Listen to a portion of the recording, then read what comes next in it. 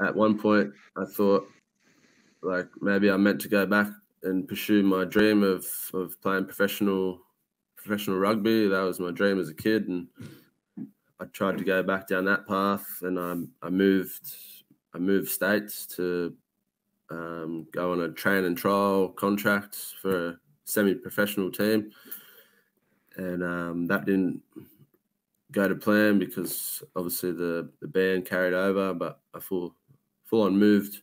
Wait a second, the band carried over? Yeah, it did.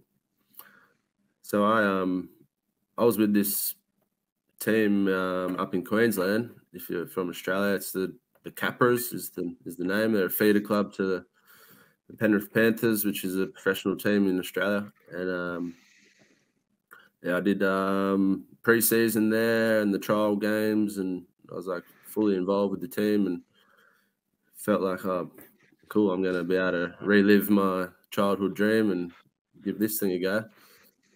But then the club was in contact with Asada over there and back and forth, emails, whatnot. And then it turned out that the